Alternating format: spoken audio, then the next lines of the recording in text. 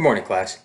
My name is Jacob Walters, and today we're going to be talking about the article called John Winthrop's City of Women by Laurel Thatcher Ulrich. In The City of Women, Ulrich gives an account of Winthrop's views concerning women and his views concerning gender as a whole.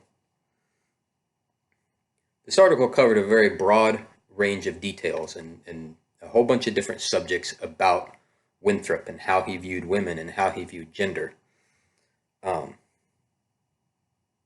It covered everything from the trial of Anne Hutchinson and the antinomian crisis to Winthrop's views as men, as the caretakers of the family and of the community. And because of this, I'm going to limit my focus to one historical theory that relates to Winthrop's treatment of Anne Hutchinson. As you all know from last week's reading, Hutchinson was brought before the magistrate in 1636 to answer charges of heresy and sedition. According to Winthrop, she was not only guilty of heretical ideas, but also of conspiring with her brother-in-law, John Wheelwright, to take over the pulpit of the church in Boston. In a civil trial, she was eventually convicted and banished from the colony. However, due to the harshness of the winter, she was essentially held prisoner in the home of one of the local magistrates until spring, when the roads would thaw and it would be safe for her and her family to leave the colony. During this time, local officials, at the urging of John Winthrop, decided that a church trial was also in order. Deborah Lucas Schneider, the author of Anne Hutchinson and Covenant Theology, points out something interesting about this church trial. She writes that during Hutchinson's trial, Winthrop never mentions these prior charges of conspiracy, which were so important during the civil trial. To Schneider, this doesn't really make sense.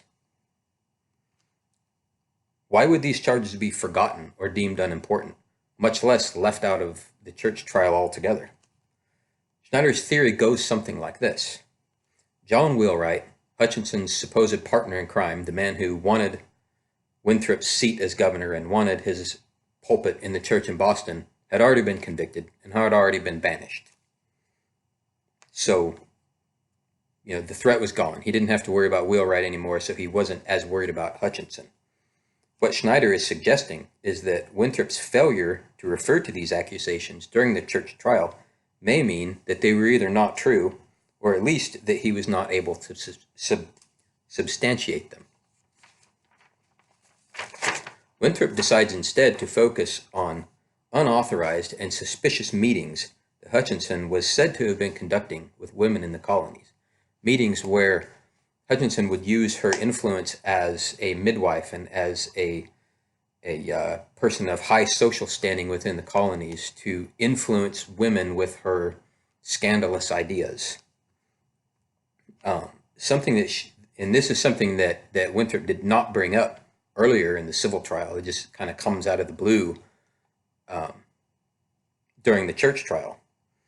So it all gives the person a feeling that maybe there was more to all of this than what appeared on the surface. Maybe there were political ends at stake that could have or should have changed the outcome of this trial. Now, it may sound a bit harsh to say that one of our Puritan founders would disguise political motives within a spiritual controversy, particularly one where the stakes were so high, where someone's reputation and their livelihood was at stake. But consider the nature of the great experiment that was taking place. In episode 1 of God in America, the PBS documentary that we watched last week, we learned that the Puritans viewed the New England colonies as a new covenant with God, an attempt to take the church and cleanse it of the impurities that had piled up over the centuries. In his famous sermon, Winthrop tells his congregation that they should essentially aspire to be a city upon a hill, an example of what a godly community could be to all the world. And John Winthrop felt responsible for this. He felt personally responsible. Neither he nor any of the colonists wanted the colony to fail. And for them, the church was the glue that held the entire experiment together. And if heretical ideas and ideas that they didn't agree with worked their way into the church, then in their eyes, that could disintegrate the entire experiment. Either way, if there was a political motive worked into the Anne Hutchinson trial, or if it was purely spiritual and theological and something that Winthrop truly felt was threatening the stability of the colony, which he probably did. I mean, I'm sure he did. What I'm trying to suggest is maybe there was this political aspect of it too. But at any rate, Winthrop's natural, his natural tendency would have been to do whatever was necessary to maintain order and purity within the colonies and save the church. Now, I bring this up not to tear down Winthrop, but rather to point out how complicated history is, how difficult it is to find one single cause that explains how and why an event took place. It seems that there are always multiple forces at work. In any event, I thought that this was an interesting question to ask of this one. I hope it gets you thinking, and please, if you have any comments, don't hesitate to post. Have a great day.